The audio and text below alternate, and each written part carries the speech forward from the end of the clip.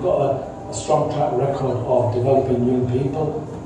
So there's one time where me and a couple of my friends who smell up, all sat around the bench and we'll speak about mental health. We were talking about coping mechanisms, like how to deal with it, like how it comes in the form of taking the skills on and like develop even better coping mechanisms. This works really well when it's in partnership. We try and create an ecosystem approach around young people and their families. They support you whilst you're in the hospital. They support you whilst you're outside of it. They support you whilst you're at the youth club or when you're just recovering. You know that whatever you do and you choose to do, they will be there to help. They teach you all these skills like time management, teamwork, the positive impact of it. And I'm going back college in September, which is this coming month. Start fresh, that's it. It's a new beginning. Before, I felt lost and felt like I didn't have anywhere to go. Compared to now, I feel like I have somewhere to go. I'm probably the happiest I've been for ages, and I can feel like myself again. I learned a lot of things about myself in general. I learned that life will go quite fast, and if I still have that same attitude I think I said I had in year 7, 8, and 9, I think I'll be able to grow and evolve properly in that way. He was a young person on a project, then became a volunteer working with those young people, and then in the last year or so he's actually come onto payroll. We like to grow our own young people. I'm really looking forward to my future because Aki has given me that boost. A big part of the youth work is not just about the youth, it's about the growing up. They've just been able to steer me in the right direction of growing and maturing and becoming a better person. Okay. Habang pinapanood ko yun, nung makita ko yung video, how I wish na ganitong educational system sa atin. Na naka-anchor siya sa needs ng mga estudyante. Bakit nagawa nila yun? Because they are really concerned. So naka-anchor siya dun sa needs. Hindi yung ito yung syllabus, ito yung gagawin. Diba? Okay.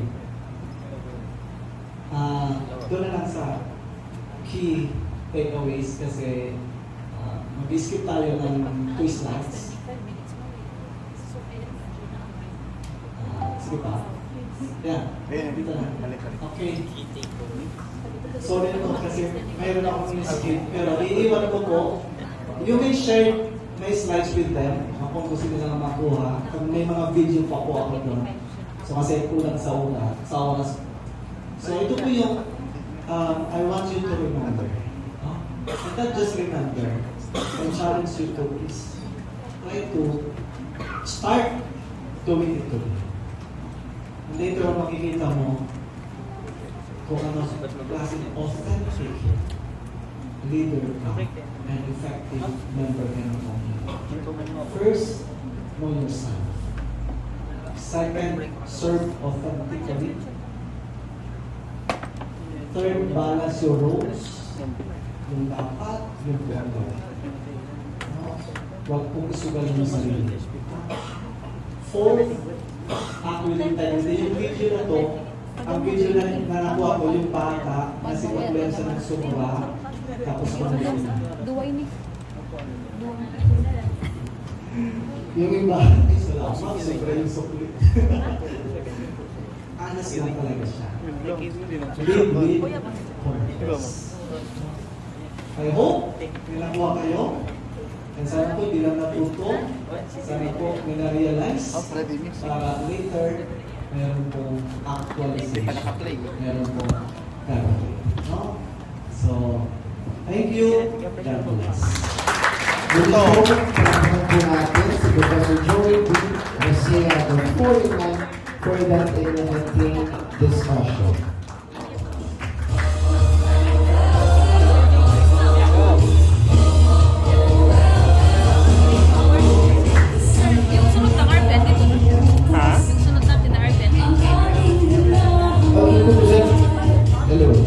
To present the certificate of appreciation, may we kindly invite the Provincial Youth Development Officer, Mr. David Ms. of DILG, the Provincial Camp Manager, Sir J.J. Tabira. This certificate of appreciation is hereby presented to Professor Joey Garcia for sharing her expertise on the topic session number 1, Standing Out and Communicating Self-Identity and Role Clarification during the Single Electronics Youth Leadership Cup 2026 held on August 26, 2026 at Ikram Hotel and Resort, Di Ramadan, Juarez. Given this 26th day of August 2026 at Ikram Hotel and Resort, Di Ramadan, Juarez. Signed, Mr. Dave S. Valentino, Youth Development Officer 4. Signed, Mr. Ularico S. Rizal Jr., CESO 5, Provincial Government Corps, DILG Latan, Juarez. Signed, Honorable Patrick Alvia Salazar, Provincial Government.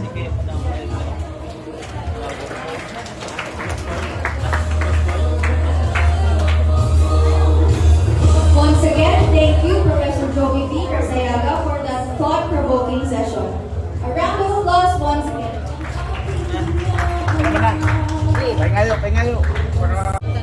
What an engaging and productive session it has been so far.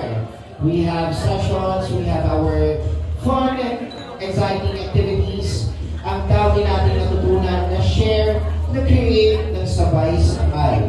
Kaya naman, keep that energy pumping and those minds open as we jump into our next exciting activity.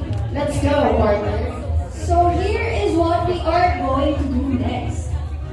Magkakaroon tayo ng short break. So during the break, makakatanggap kayo ng listahan ng mga pangalan ng ibang participants. Your mission? Hanapin at makipag-connect sa kanila. May ibibigay ng mga katanungan ng host habang nakikipag-usap kayo sa mga nakalista. Siguraduhin nakapokus ang usapan sa mga questions na iyon.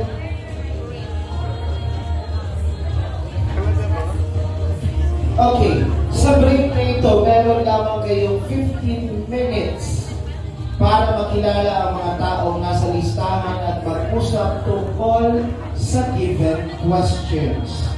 Kaya kulang ng goal dahil ang goal ng activity na ito ay para makilala ninyo ang isa't isa at magkaroon ng chance na i-share ang inyong advocacies, projects, and ideas with your fellow co-leaders.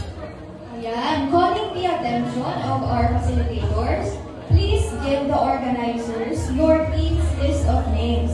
The organizers will then give you pieces of paper that you have to give to your participants. Sa activity na to, hanapin nyo yung tao na nakalista sa papel nyo, tapos mag-usap kayo tungkol sa mga topics na binigay. Easy lang to, just have fun and connect. Naiintindihan ba, Cappers? Parang yung kanina lang na parang human bingo, pero ang mangyayari is that you have a specific person to find and you have 3 specific questions that is needed to be answered na kung sino ang partner na yan. Okay, Cappers, to remind you, this will only last for only 15 minutes. Okay?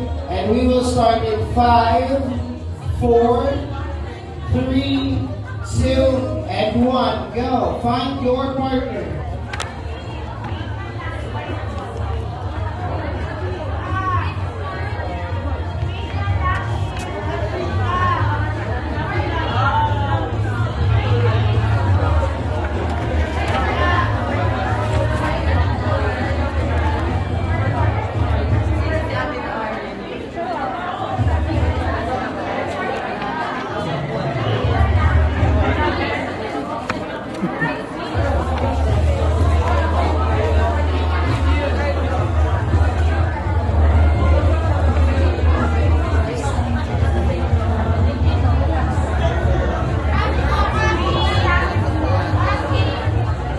Okay, Cappers, meron po wala tayong papers na may mga pangalan na wala ka-partner. So your job is to find someone na kanina lang tumating. Yung mga late nang tumating. Yes po. Yun po ang inyong gagawin. Again, to those na may mga pangalan na walang partners, hahanapin nyo po is yung mga late na campers natin or yung mga hapon na campers natin for our event. Again, this will only last for 15 minutes and it's already 13 minutes and only 30 seconds. Go find your partners now.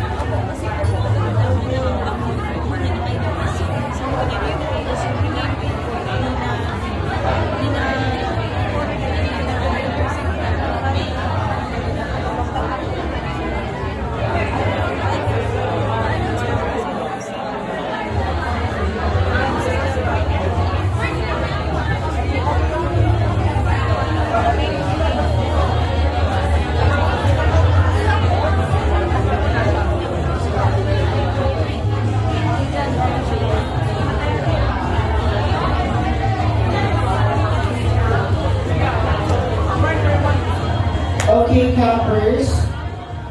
Ang gagamitin nyo lang daw po papel as of now is yung may tatlong question. Yung may dalawang question is for your tomorrow activity. Sorry, it is our fault. Mali. Hello. Mali po ng team. Sorry for this late instruction. Yung may tatlong question lang po ang pasasagutan.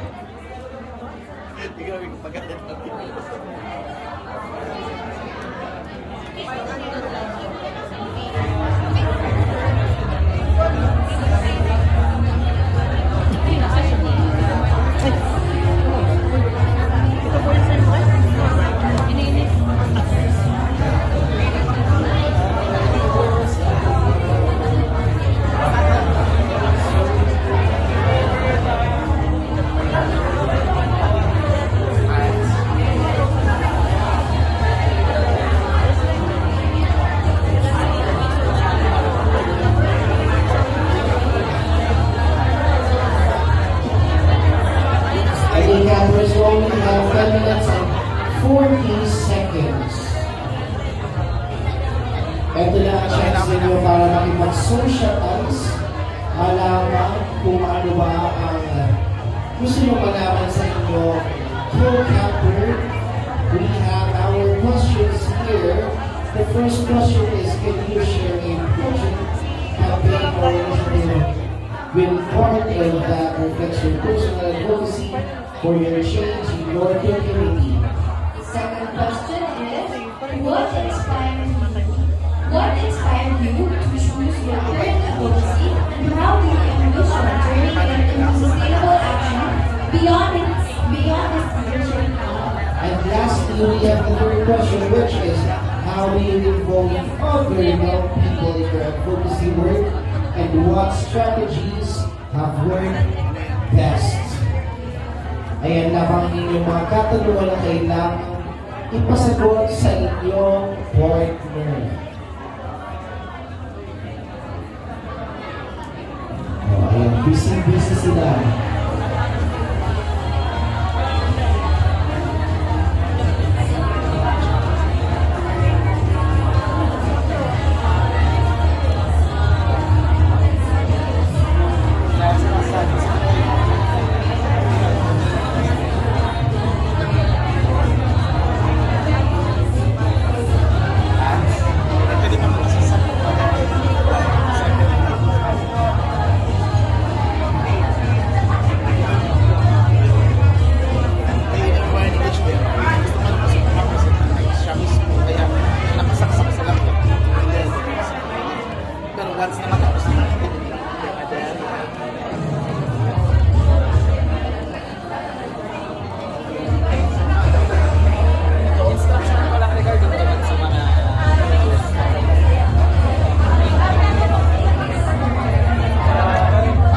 You have only 8 minutes and 30 seconds left.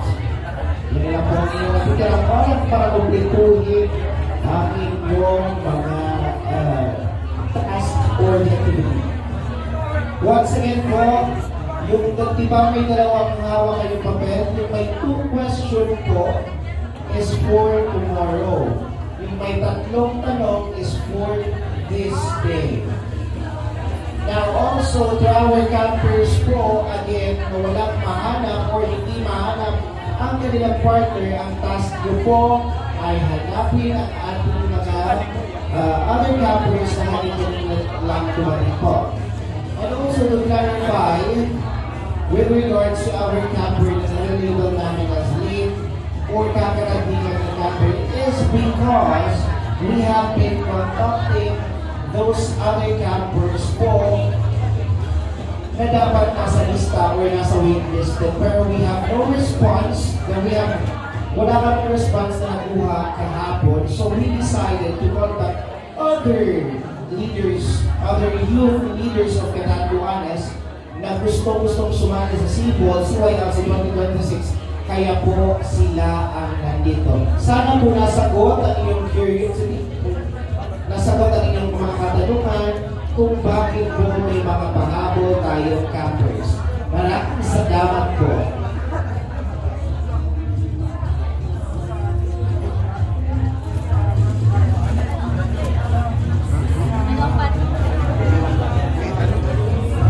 We have only 6 minutes and 45 seconds left.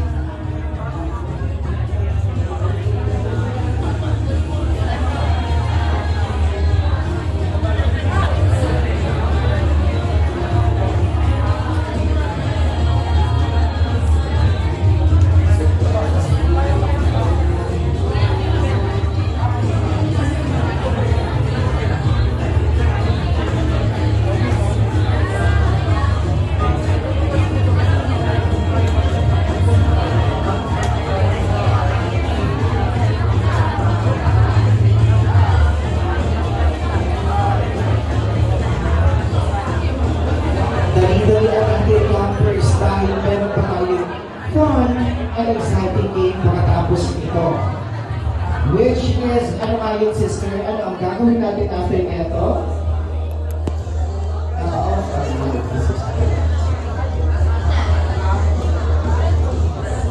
Okay, before our campers, we will be having another fun and exciting game. Which is, ano nga yun, sister? Ayan, bring me. Nag-off talaga ang microphone. Nag-off ang microphone ng hosts. Yes po.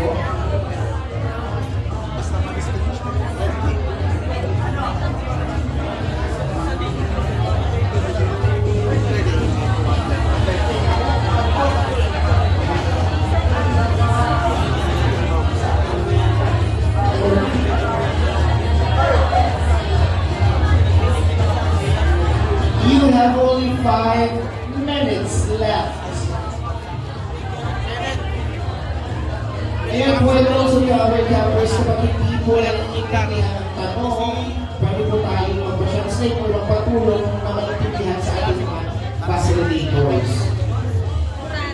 Mababait po ang ating mga kasi, kaya huwag po tayong mahihiyang lumapit. And also to everyone, our facilitators niya, actually kagaya ninyo na siyang umattend ng Seaball Camp or the other names waiting for. Ngayon ay kasama namin as the organizing committee.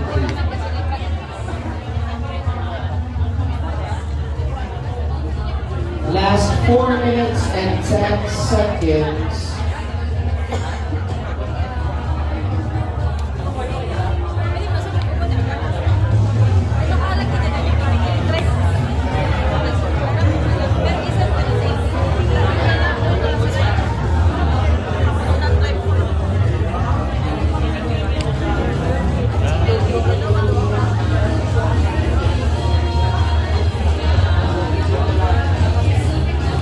Ah, sempre parece.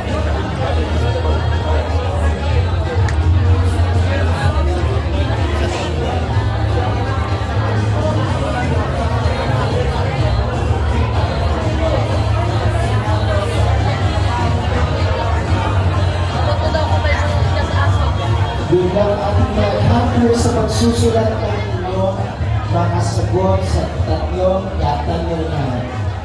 You have only 3 minutes and 10 seconds left.